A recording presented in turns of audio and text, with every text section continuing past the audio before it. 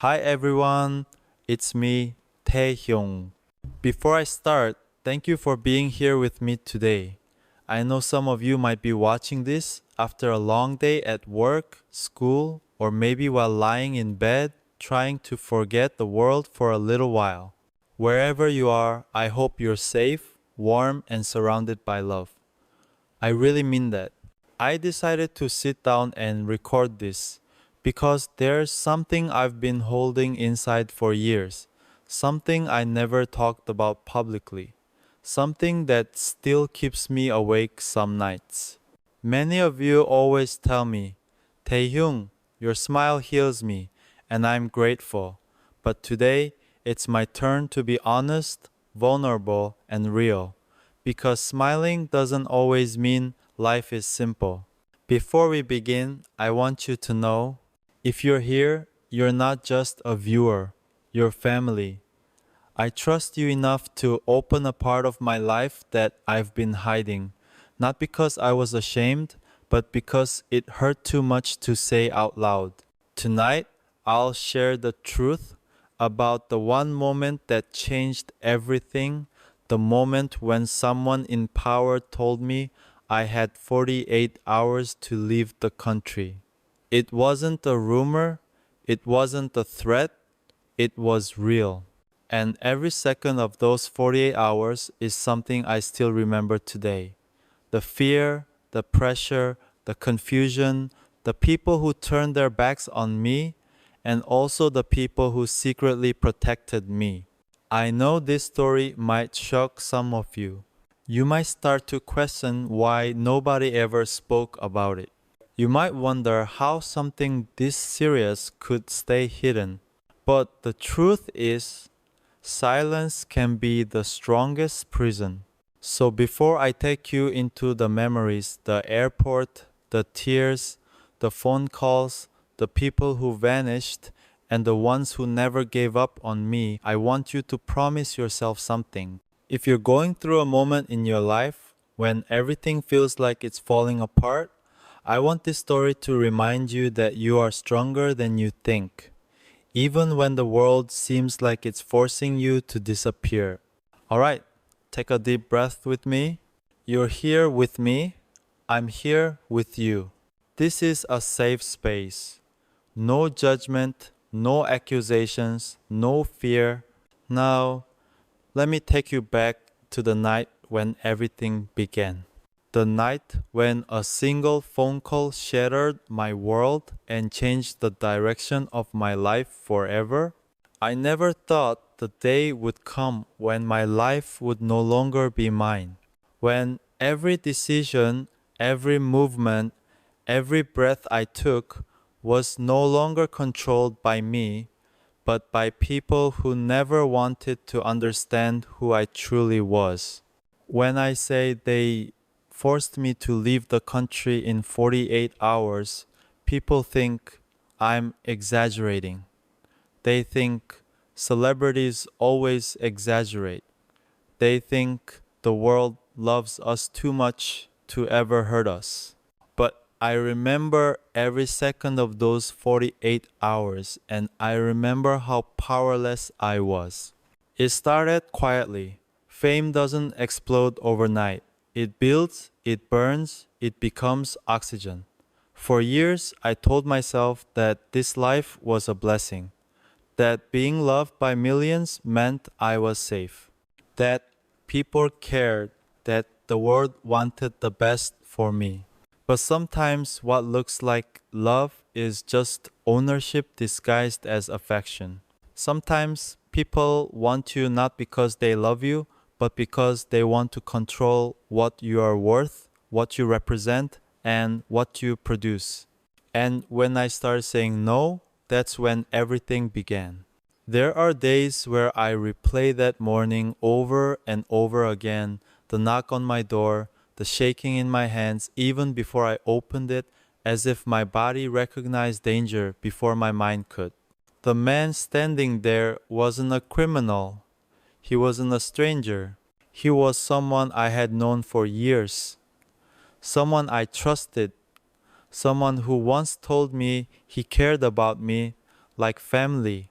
He didn't shout, he didn't threaten. He just handed me an envelope and said quietly, "You have 48 hours to leave the country. Don't make this harder for yourself." At first, I laughed. I actually laughed. I thought it was a joke or a misunderstanding, but when I opened that envelope, the laughing died in my throat. Inside were documents, contracts, photos, copies of private messages, things that weren't supposed to exist, things that shouldn't even have been recorded. And there was a list of places I could no longer go, people I could no longer contact, things I could no longer talk about. My name was printed on every document in bold capital letters, like I was an object being processed, not a person with a heart beating in my chest. I asked him who ordered this. He didn't answer. His eyes looked sorry, but his actions were already done. And the worst part was realizing that the order didn't come from one person. There were multiple signatures. People I had smiled with, worked with, cried with, trusted, people I defended, people I thought were on my side. It's terrifying how quickly loyalty can be rewritten when power is involved. I remember staring at that list, trying to convince myself that maybe it wasn't as bad as it looked, maybe it was temporary, maybe it was just a strategy. But then I reached the bottom, and that final sentence broke me more than anything ever had. You are required to exit the country within 48 hours. Refusal will trigger legal action and public disclosure. Public disclosure. It was a weapon sharper than anything physical. Not because I had done something wrong, but because the people who wanted to destroy me knew that perception is more lethal than truth. In our world, the moment a rumor starts, nobody asks if it's real, they only ask how loud it can get. I remember asking myself over and over again, what did I do to deserve this? And the answer was painful. I didn't do anything wrong. My only mistake was trying to protect myself. I stopped letting certain people decide who I should love, where I should go, and what I should feel. I stopped living like a puppet, and puppets that cut their strings get thrown away. I packed in silence. Every item I touched felt like a memory I had to abandon. A jacket I wore on stage, a fan letter I kept next to my bed, a photo from the first concert. All these things felt like pieces of a home I was being kicked out of. The clock kept ticking, and each hour felt like for every step I took toward the airport, I was stepping away from the boy I used to be. My team, or at least the people I thought were my team, pretended nothing was happening. Phones stopped ringing. Rooms became quiet. It was like I had already ceased to exist. I didn't cry that day. Not because I was strong, but because I was numb. I didn't understand why the world I gave everything to had decided to erase me overnight. If love from millions of people can't save you, then what can? When the car pulled up to take me to the airport, I hesitated by the door. I remember feeling like stepping outside would mean accepting that everything was over, that my life as I knew it had disappeared in one single order, and yet I couldn't stay. They made sure of that. Leaving wasn't a choice, it was survival. But here's the part I haven't said publicly until now. The scariest moment wasn't the flight, the cameras, or the headlines waiting to explode. It was the silence from the people I loved the most. The friends who didn't pick up, the colleagues who didn't text, the people who were supposed to fight beside me who suddenly disappeared. That silence hurt more than any threat. That was only hour one, and I still had 47 left.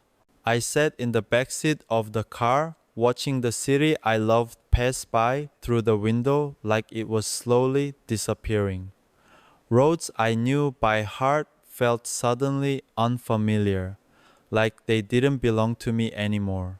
I wondered how it was possible for a place that once made me feel alive to now make me feel haunted.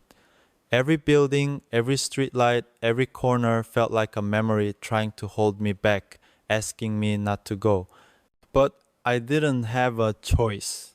I was no longer Taehyung the artist. I was Taehyung the problem they needed to remove. The driver didn't look at me once, not even through the mirror. He wasn't cold, he wasn't rude, he was scared. Scared of being associated with me, scared of being punished for showing sympathy. That's when the loneliness settled in, not as sadness but as realization.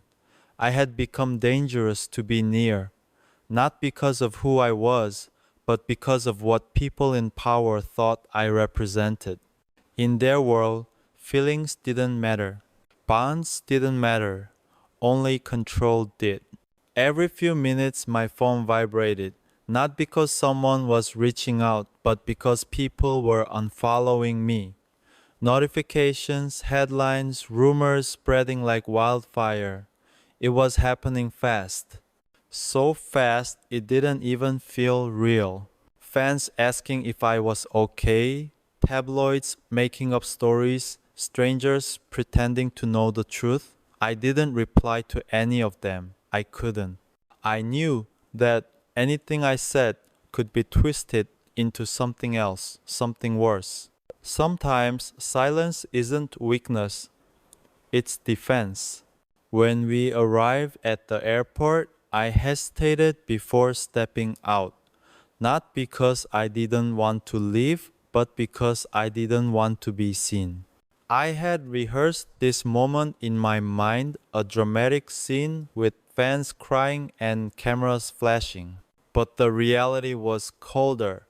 The airport was nearly empty. Someone had made sure of that. Flights had been rearranged, schedules altered, no crowds, no noise. Everything was designed to be quiet and untraceable. They didn't want chaos. They wanted eraser. As I walked through security, the officers avoided eye contact. Some recognized me, I could tell, but none of them said anything. Not a greeting, not a goodbye, just silence. I remember thinking how strange it was that someone could make millions of people smile but still walk through a room unnoticed when the world decides to forget him. When I finally reached the gate, I sat down and stared at my passport in my hands. It didn't feel like proof of identity anymore. It didn't feel like freedom, it felt like exile. I kept replaying the last few days in my mind, trying to find a moment where everything changed, a moment when I crossed some invisible line. But the truth is, there wasn't a moment. The decision wasn't about a single thing I did, it was about the fact that I wasn't someone they could fully control. There was one person I kept thinking about, someone I wanted to call, someone who would have known exactly what to say. My finger hovered over their contact for a long time, but fear stopped me. Not fear of rejection, fear of ruining their life too. When you're sinking, the cruelest part is knowing that reaching for help might drown someone else. I boarded the plane with my hood up and my face down, like I was trying to shrink myself into nothing. I sat by the window. The seat next to me was empty, and that emptiness felt heavier than any weight I had ever carried. When the plane took off, I looked down at the city lights, and for a moment I imagined they were waving goodbye, like they understood something the people did not. Hours passed with no sleep. The flight attendants whispered in the aisles. Some of them recognized me. I could see it in the way they tried not to stare, but no one approached, not even for a photo. not even for a smile. It was like some invisible memo had been sent to the world that morning to not acknowledge him. When the plane landed, I didn't feel relief. I didn't feel safe. I felt suspended, like my life was waiting for permission to exist again. As soon as I stepped off the plane, I got a message. It was short, it was sharp. It was the kind of message that cuts deeper because it comes from someone who used to care. Don't come back. No explanation, no warmth, no apology. Just three words that told me everything I needed to know. I wasn't just being removed physically. I was being separated emotionally, socially, financially, and publicly. They didn't want me gone for a while. They wanted me erased. I walked out of the airport into a night that didn't feel like night. The air was cold and unfamiliar. The world around me was moving, laughing, living, but everything inside me felt frozen. I checked into a hotel under a fake name, hands shaking as I signed the registration. The receptionist smiled politely, unaware of who I really was. For a moment, I wondered what it would be like to be her, to live without a world watching. When I got to my room, I finally collapsed on the floor, not from exhaustion, but from acceptance. The silence hit me harder than any headline ever could. I realized then that fame is not home. Love is not guaranteed, and power can strip away everything, even your right to exist where you belong. And as I lay there, staring at the ceiling, one thought kept repeating in my mind louder than anything else. If they could take me out of my own country in 48 hours, what else were they capable of? I didn't sleep that night. I couldn't. Every time I closed my eyes, I saw doors closing, people turning away, and the ticking clock that had stolen my life. I kept checking my phone even though I knew nobody was going to call. I wasn't hoping for forgiveness or rescue. I just wanted to know I hadn't been completely abandoned by the world I gave everything to. But the screen stayed dark, and that darkness became my reflection. By the time morning arrived, my mind had become a battlefield. I kept asking myself if maybe everything was my fault, maybe I expected too much from people, maybe I trusted too easily, maybe love and loyalty don't mean the same thing in rooms where decisions are made behind closed doors. But no matter how many times I tried to blame myself, the truth kept coming back like a wound that refused to close. What happened to me wasn't punishment, it was control. I turned on the TV in the hotel room and flipped through channels until my picture appeared. It didn't take long. Every news outlet, every entertainment show, every online platform had something to say about me, but none of them had anything real. They weren't reporting the truth, they were reading scripts. And the story they chose for me wasn't who I was. It was who they needed me to be, so the world wouldn't question why I disappeared. Accusations, speculation, fake insider claims, people who had never met me suddenly speaking as if they knew my life. Words like unstable, difficult, secret behavior, dangerous relationship, nothing was proven, nothing was logical. But it didn't matter. Once you've been labeled, the world doesn't wait for evidence. People don't ask for facts, they ask for sensation. I wanted to scream, I wanted to shatter every screen in that room, but I didn't. Because one thing I learned about the world is that the louder you fight, the guiltier they paint you. Silence became my shield, but it also became my prison. Someone once told me that the entertainment world isn't about talent, it's about compliance. If you obey, you rise. If you question, you fall. And if you break out of the cage they built for you, they destroy you.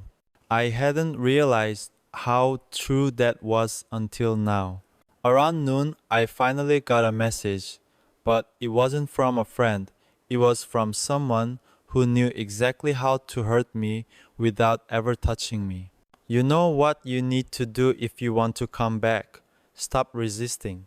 Those words hit me harder than the 48-hour deadline. It wasn't just about leaving the country, it was about obedience. They wanted to break me. They wanted to test how much of myself I was willing to sacrifice to regain what I had lost. And the cruelest part was that they offered it like a kindness, like they were giving me a chance. I stared at that message for a long time. Hesitation twisted in my chest. Home, fans, the life I spent years building, all of it could be mine again. If I just stopped fighting, if I just played along, if I just learned to be silent and grateful even when it hurt. For a moment, I almost gave in. But then I remembered the envelope, the contracts forged in silence, the photos taken without my permission, the signatures of people who once said they loved me. And suddenly everything was clear. The price of returning wasn't just obedience, it was self erasure. They didn't want the real me, they wanted the version of me they could control. I put my phone down and walked to the window. Below me, people were living their ordinary lives, laughing, walking, arguing, holding hands, breathing without the world watching. I wondered what it felt like to be one of them, to exist without pressure, to wake up without fear, to love without consequences. That's when something inside me shifted, not strength, not anger, clarity. I realized that being forced out of my own country wasn't the end of my life. It was the end of being blind. I had lived in a world where applause covered manipulation, where love disguised control, where loyalty came with contracts. And now that the illusion had shattered, I was seeing everything for what it really was. I wasn't free yet, not even close. But for the first time in years, I wasn't performing, I wasn't pretending, I wasn't wearing a mask. The person staring back at me in the reflection wasn't Taehyung the product, it was Taehyung the human.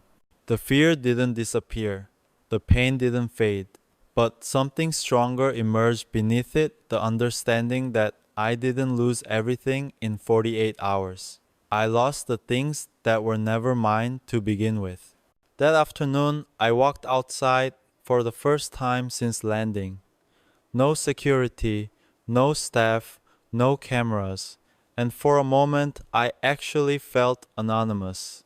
The cold air stung my skin, but it reminded me I was still alive, that nobody had taken that away from me. I didn't know where I was going. I just kept walking until the noise in my head quieted.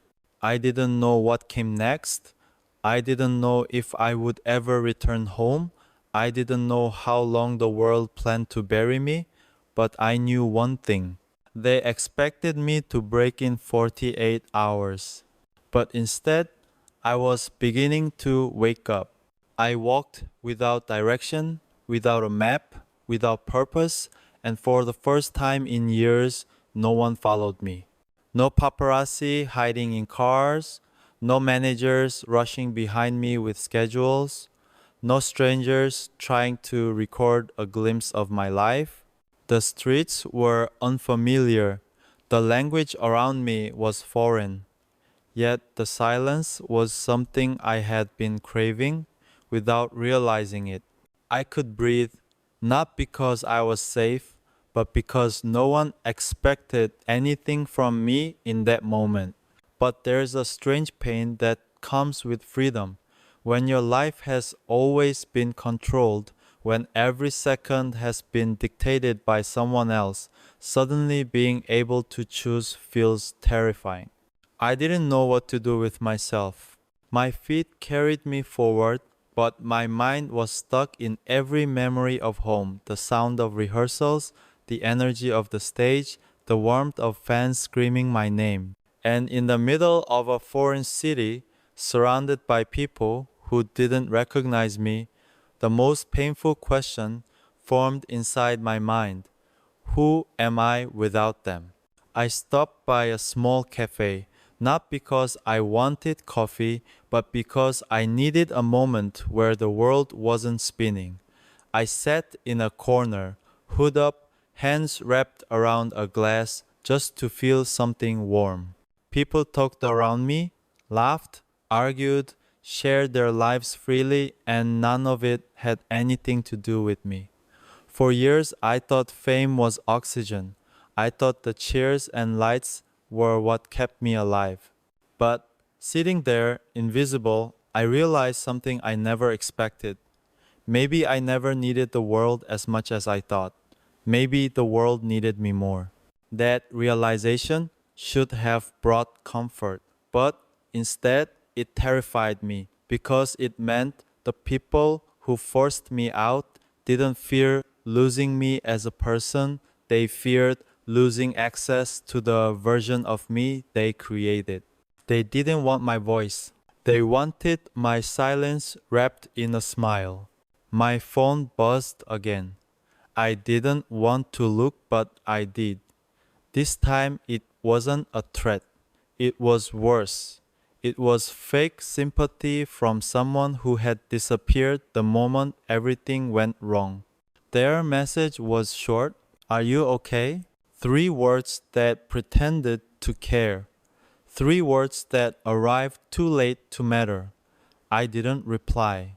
Not because I was angry, but because I finally understood that some people don't check on you because they miss you, they check on you to make sure you're still broken.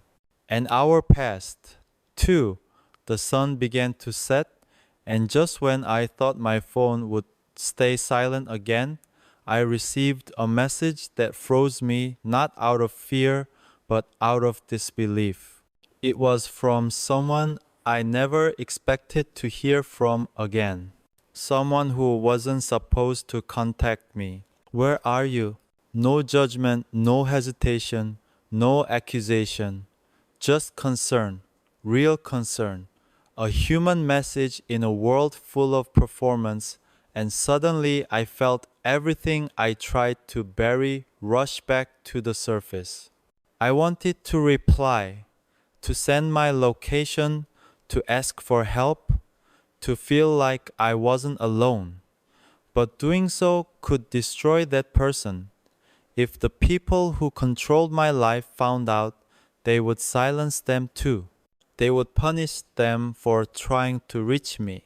So I wrote the hardest message of my life: "I'm safe, don't get involved." My hands shook as I pressed send.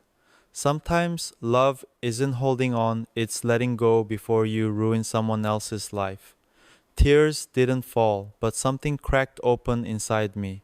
It hurt, but it was real. Pain that came from love is still better than comfort that comes from lies. Night fell, and I returned to the hotel. I thought I would collapse, maybe finally sleep, but the moment I entered the room, something immediately felt off. The curtains were closed differently. A glass that I left on the table earlier was moved. Someone had been inside. My heart raced as I searched the room. Nothing was stolen, nothing was broken. Everything was perfectly untouched except for one thing.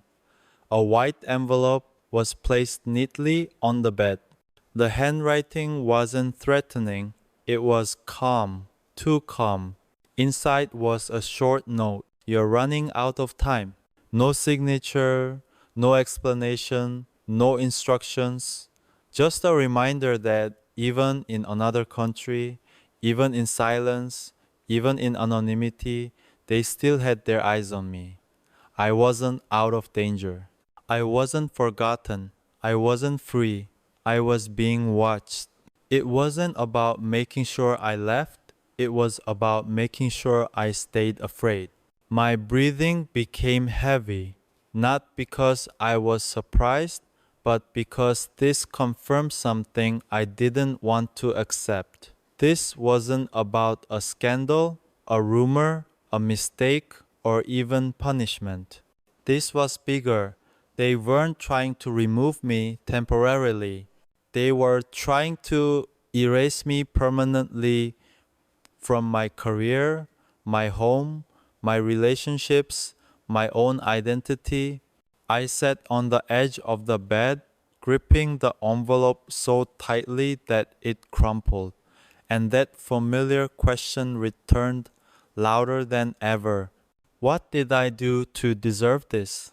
And then another voice, smaller, quieter, but truer, whispered inside me, it's not what you did, it's who you are. They didn't fear my mistake. They feared my independence. They feared the version of me that couldn't be controlled. And suddenly I knew something very clearly. If I didn't take back my life, someone else would claim it forever. I didn't sleep after I read that note. I sat in the dark hotel room, listening to every sound, every movement in the hallway, every shift of air conditioning vents. When you know someone is watching you, even silence becomes loud. My mind replayed everything that had happened, every conversation, every warning I ignored over the years. I used to think I was brave for speaking my mind, for making choices that came from my heart instead of contracts. Now I wondered if that was the exact reason I was here. Isolated, erased, replaced. I opened the balcony door just to breathe. The cold night air hit me like reality. I didn't feel safe, but I felt alive. And feeling alive was something I hadn't felt in a long time. For years, I lived in a world where everything was curated. My clothes, my smile, my sentences, my friendships, even my pain. They shaped every version of me the public saw. But out here, away from everything I knew, the mask was gone and I realized the world never saw me. They saw what they were allowed to see. People call fame a dream, but nobody talks about the nightmare hidden inside it.